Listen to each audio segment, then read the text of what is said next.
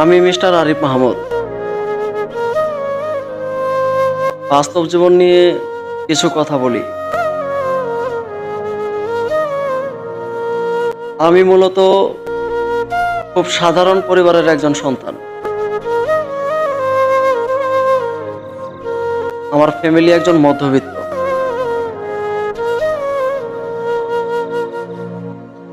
খুব ছোটবেলা থেকেই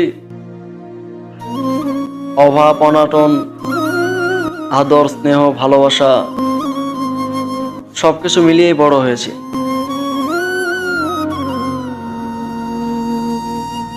আমার ফ্যামিলির স্ট্যাটাস খারাপ থাকা সত্ত্বেও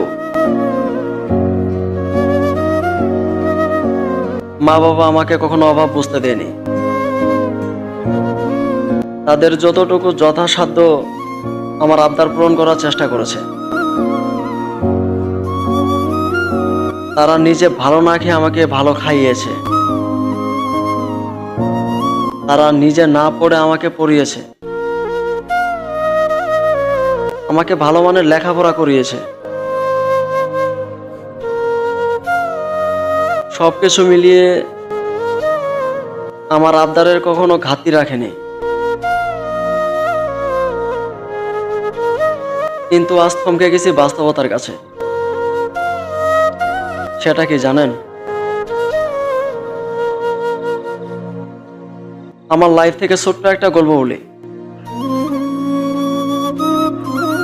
যখন অনেক ছোট আছিলাম, বুঝতাম না দুনিয়ার কোনো মানে। তখন কি করতাম জানেন?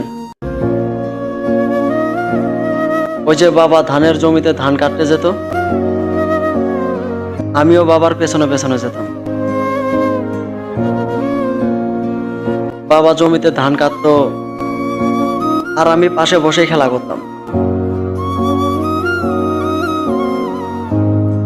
মাথার উপর প্রচন্ড রোদ, অনেক তাপ। এগুলো দেখে বাবা কি করতো জানেন? তার মাথার উপরে যে গামছাটা ছিল সেটা আমার মাথায় দিয়ে দিত, যাতে আমার রোদ না লাগে, যাতে আমার ক্লান্তি না আসে। খেলতে খেলতে যখন মাথার উপর দিয়ে বিমান, হেলিকপ্টার, এরোপ্লেন এগুলো উড়ে যাওয়ার শব্দ পেতাম, তখন দৌড়ে গিয়ে বাবার গলা জড়িয়ে ধরতাম আর আবদার করতাম, আব্বা, ও আব্বা, ওই বিমানটা আমারে কিনা দিবা না?